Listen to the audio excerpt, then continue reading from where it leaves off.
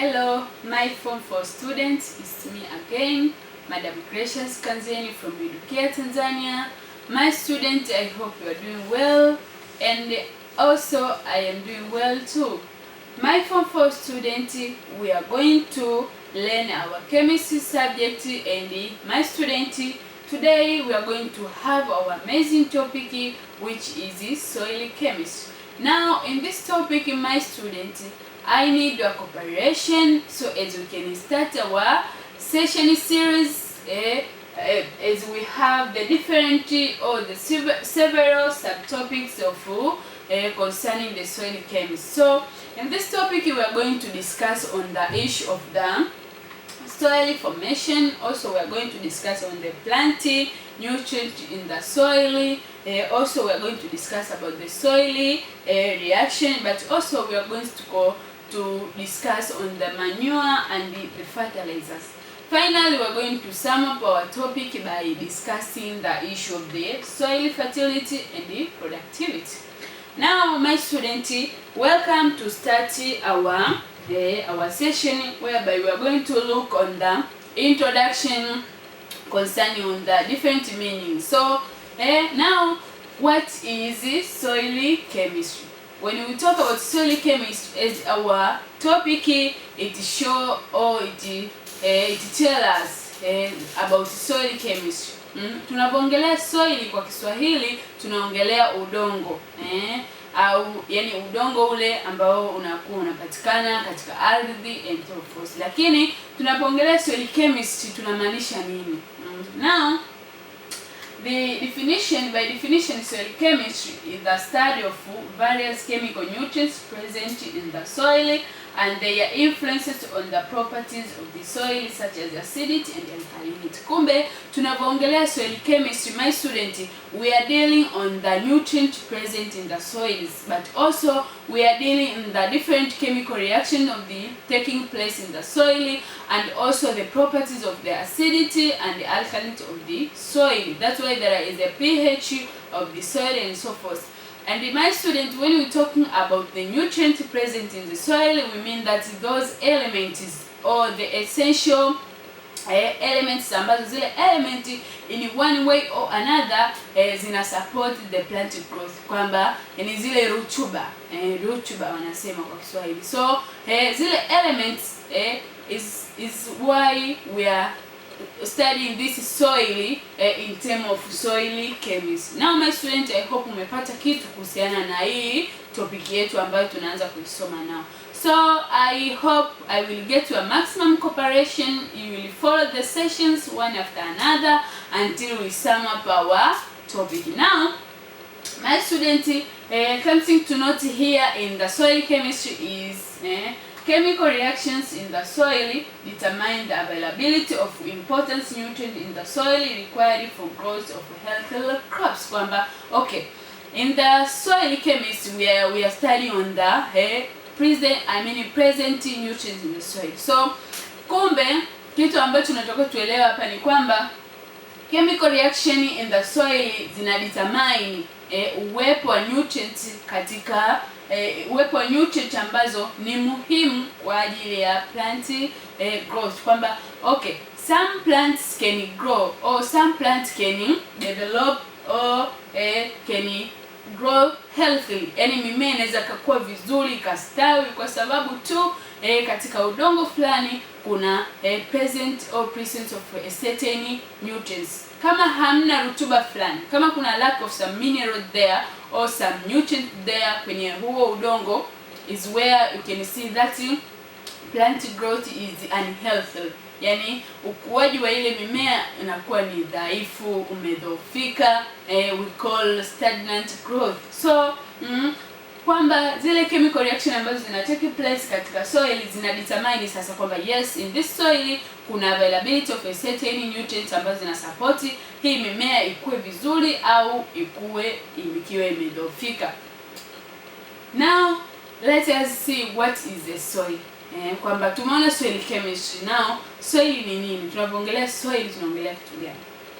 My student, when we are talking about soil, by simple definition, is a top layer of the land covering the Earth's surface. Top layer wherever we are passing through, tunatembea juu ya ardhi hii, ile covering layer, ule udongo wa juu ndio tunaita soil. Now in another way you can say soil is the medium or layer in which plant grow and drive moisture and nutrients, kwamba kumbe ni ile medium layer ambayo mimea inaweza ikakua. Also the moisture can be driven, but also nutrients can be driven there. Maana ile mimea ikifa, ikioza, kunakuwa na zile organic materials ambazo those they deposit, zinajikusanya, decompose and so forth, na baadaye tunapata zile nutrients. My student, tunavyoendelea kusoma huko mbele tutaona different formation of the soil, tutaona soil inapokuwa influenced, kwamba hizi material ambazo zinapatikana katika soils or this layer, top layer, tutaona jinsi ambavyo ina influence kuonekana kwa soil tofauti. Now let us see the composition of soil. Soil is made from the broken down rocks particle, kwamba composition of soil is made up of breakdown rock particle, kwamba the way rock particles, ile miamba au zile particles za rock zinavyo break down, zinavyo disintegrate, ndio pale ambapo tunapata hizi the soil composition. But also there is a rotten plant materials. Rotten plant materials ni yale material ambayo yote yanaenda kupelekea formation of organic materials. Those rotten plant materials, yale material ambayo yanatokana na mimea imeoza, imefanyaje. So those are what made or the composition of the soil. But also we have the water. Water is another composition of the soil, whereby we know that in this layer or in this medium layer is where the driving moisture take place. But also another composition of soil is air. So now let us see the soil formation. When we talk about soil formation, tunaangalia sasa ile jinsi ambavyo soil inakuwa formed.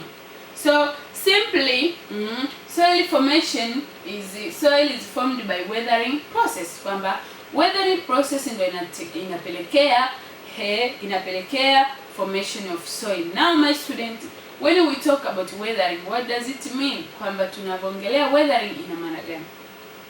Weathering by definition the physical and chemical breakdown of rock material near the Earth's surface, kwamba tunaongelea ile breakdown, ile kuvunjika breakdown of the rock materials. But this breakdown or this weathering process can be chemical weathering, chemical breakdown, or the physical breakdown. So and it occur in the near the Earth's surface. Or in other way, the weathering, you can say that is the combination of the disintegration, ambapo kwenye disintegration tunaongelea them breaking down, but also the synthesis processes, ambapo kwenye synthesis process tunaongelea ile building up, kujitengeneza upya. So you can see breakdown inatokea, disintegration inatokea zile particle, lakini kuna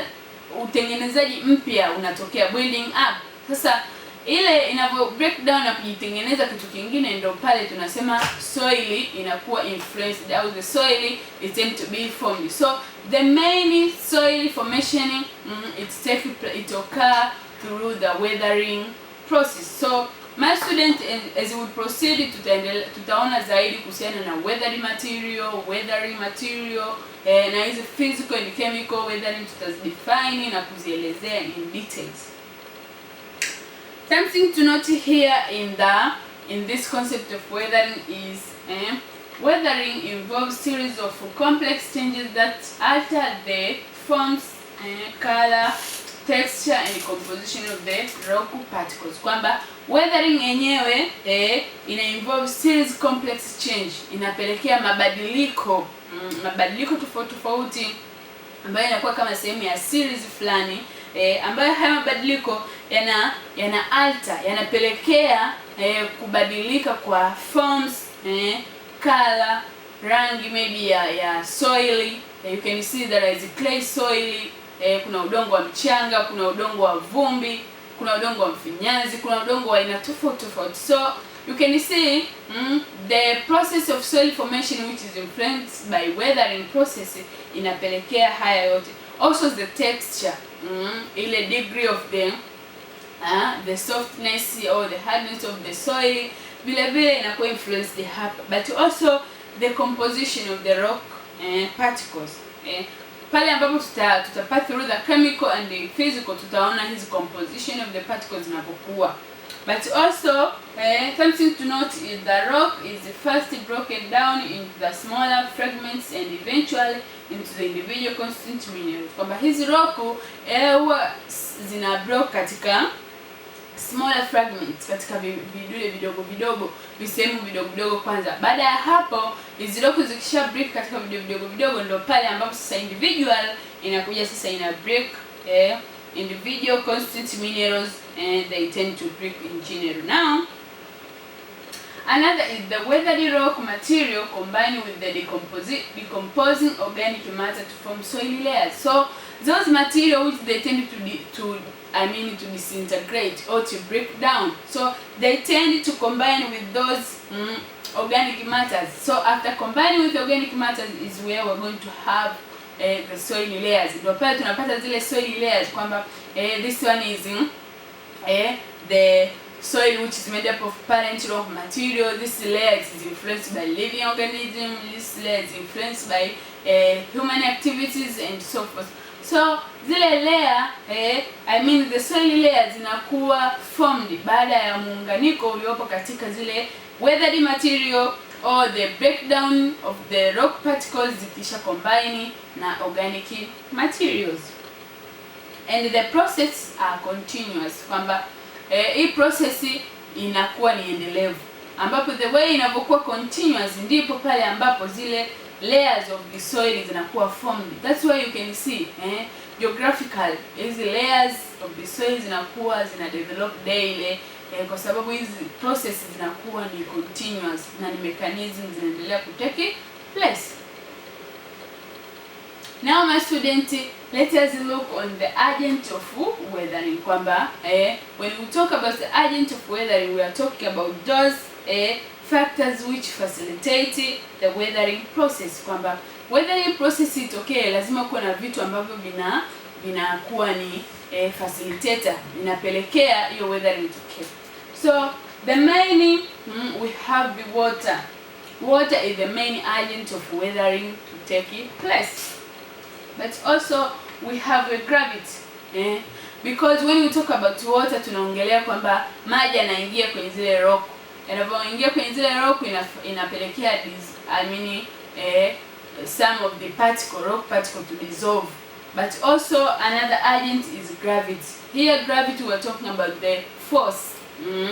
There is a force in the acid crust, pull and push force zinazotokea katika acid crust, inapelekea zile rock zinakuwa favored au zinakuwa prone to the to undergo a weathering process. But also we have the air.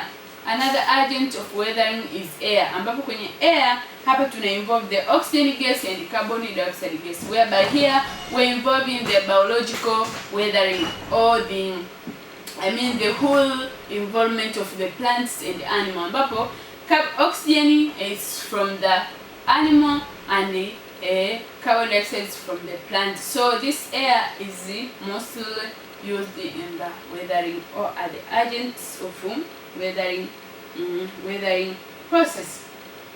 Another is plants and animal. So plants and animal also are the agents of the weathering process to take place.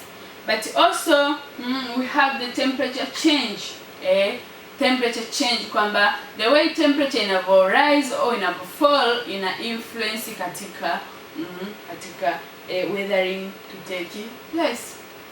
Human activity, shughuli za binadamu, shughuli za mwanadamu za kila siku, for instance cultivating, also building different roads, majumba, yani zile shughuli za mwanadamu ambazo zitafanya unakuwa na disturbance katika layer of the soil. So zote hizo zinapelekea as they act as the agent to facilitate the weathering process to take place, ambayo hii weathering once it take place is where the soil formation occur.